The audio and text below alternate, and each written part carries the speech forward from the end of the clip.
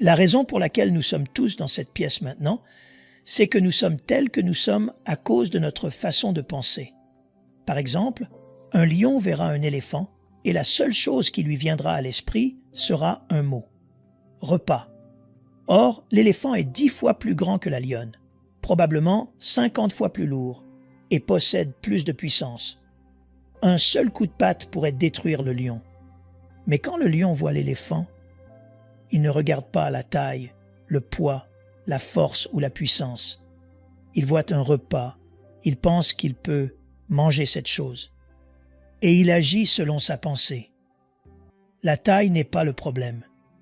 Le poids de l'éléphant ne le préoccupe pas. Ce qui le fait agir, c'est sa façon de penser. Et parce qu'il pense qu'il peut manger l'éléphant, il l'attaque. Voici maintenant un autre mystère étonnant. L'éléphant est plus grand, plus gros, plus fort, plus puissant, plus lourd et plus intelligent. Et pourtant, quand l'éléphant voit le lion, un seul mot lui vient à l'esprit: danger. L'éléphant est contrôlé par sa façon de penser. Il pense qu'il est un repas.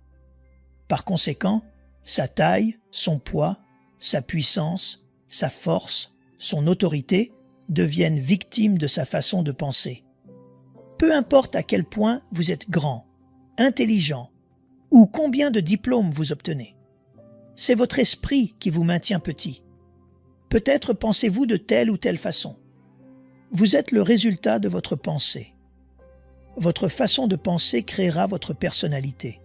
Et peu importe à quel point vous êtes petit, ou à quel point vous pouvez sembler peu intelligent, ou combien peu vous possédez, c'est votre esprit qui fait de vous le leader. C'est la pensée de la personne qui lui fait voir les circonstances différemment.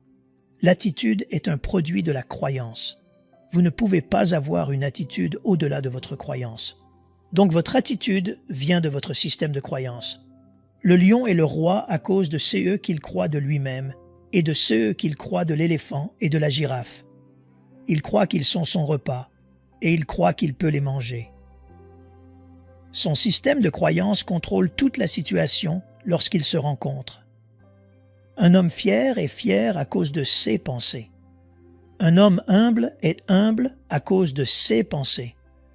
Un homme gentil est gentil à cause de ses pensées. Tout est question de pensée. Ensuite, vous avez ceux qui remettent toujours les choses en question. C'est parce que c'est ainsi qu'ils pensent. Jésus a dit aux Juifs qui l'entouraient: « Pourquoi pensez-vous ainsi?